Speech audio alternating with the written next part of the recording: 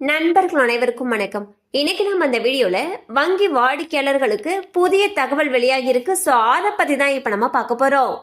இந்தியாவில் உள்ள வங்கி வாடிக்கையாளர்களுக்கு புதிய விதிமுறைகளுடன் முக்கியமான அறிவிப்புகள் தற்பொழுது வெளியாகியுள்ளன. உங்கள் வங்கி கணக்கின் மினிமம் பேலன்ஸ் மற்றும் ஏடிஎம் வித்ராவல் லிமிட்டில் மாற்றங்கள் அறிவிக்கப்பட்டுள்ளன. இந்த புதிய மாற்றங்கள் மூலம் நீங்கள் இனி அதிக கட்டணங்களை செலுத்த வேண்டிய சூழ்நிலை உருவாகி இருப்பதனால் உடனே இந்த புதிய விதிமுறைகளை பற்றி அறிந்து கொண்டு செயல்படுவது நல்லது. அந்த வகையில் ஸ்டேட் பேங்க் ஆஃப் இந்தியா தற்பொழுது அதன் மினிமம் பேலன்ஸ் இருப்பு தொகையை 3000 ரூபாய் என்ற கட்டணத்திலிருந்து 5000 ரூபாய் வரை அதிகரித்திருப்பதாக வங்கி அறிவித்துள்ளது.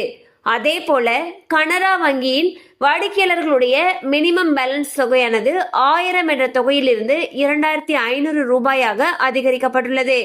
இந்த குறிப்பிட்ட மினிமம் பேலன்ஸ் தொகைக்கு கீழ் உங்கள் கணக்கில் குறைந்த இருப்பு தொகை இருந்தால் உங்களுக்கு அபராதம் விதிக்கப்படும் என்றும் வங்கிகள் எச்சரித்துள்ளன. ஸோ பாத்தீங்கன்னா ஸ்டேட் பேங்க் ஆஃப் இந்தியா மற்றும் கனரா பேங்க் இவங்க அவங்களுடைய மினிமம் பேலன்ஸ்ல மாற்றங்கள் கொண்டு வந்திருக்காங்க. இதுக்கும் முன்னாடி இருந்த தொகையை விட மினிமம் பேலன்ஸ் தொகை தற்பொழுது அதிகரிக்கப்பட்டிருக்கு.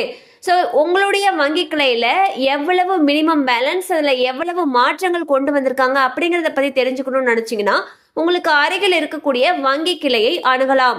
கண்டிப்பா அந்த அப்டேட் உங்களுக்கு பயனுள்ளதா இருந்திருக்கும் நம்புறோம். மேலும் இது போல அப்டேட்ஸ் உங்களை உடனே ரீச் ஆகணும்னு நினைச்சீங்கன்னா நம்ம சேனலோடு தொடர்ந்து இணைந்திருங்கள். தேங்க்யூ ஃபார் வாட்சிங்.